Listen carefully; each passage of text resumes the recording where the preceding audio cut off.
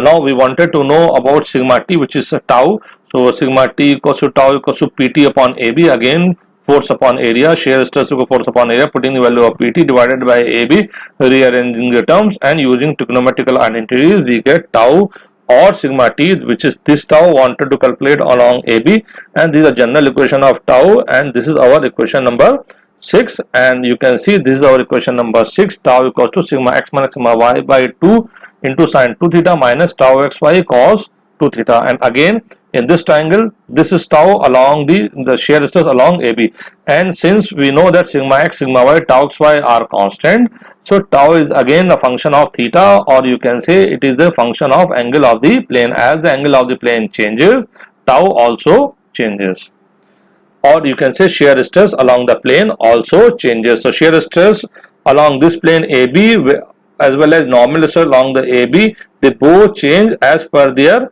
angle, as per the angle of the plane.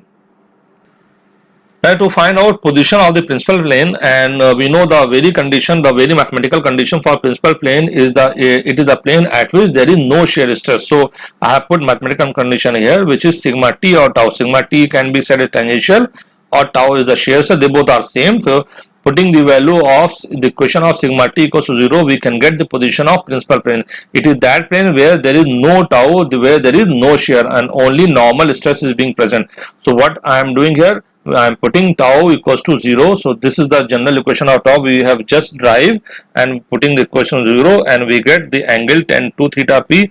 And you can see these angles are plus and minus. So there will be two angles representing this value of 10, and if you take 10 inverse, you will get two angles. One angle, as if one plane is at theta to 2 theta p, then other plane will be 2 theta p plus 180. So there will be two angles, and what two angles are, you can see in this triangle. First we have taken minus sign, and then we have taken plus sign, and this triangle is being created.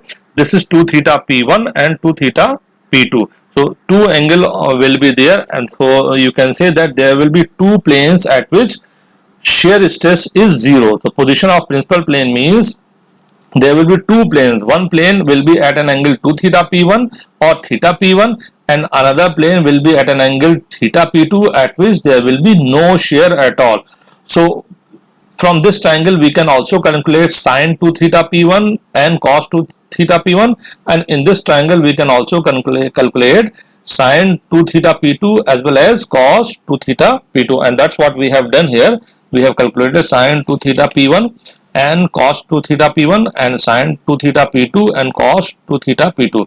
So if we wanted to calculate which is the maximum principal stress and minimum principal stress, then we have to put these values. So first, using this value, we will get the maximum principal stress. Now you can see the maximum or the major principal stress, which is sigma p1, and we know that sigma, since we know that sigma n, we just have derived equation number 5, that sigma n equals to sigma x plus sigma y by 2 minus sigma x minus sigma y by 2 into cos 2 theta minus tau xy sine 2 theta, and putting the value of cos 2 theta p1 and sine 2 theta p1 for a plane where again tau equals to 0, that is the principal plane. Therefore the maximum principal stress will be given as, now putting the value of this cos 2 theta p1 and sine 2 theta p1 and solving for, and finally we get this equation.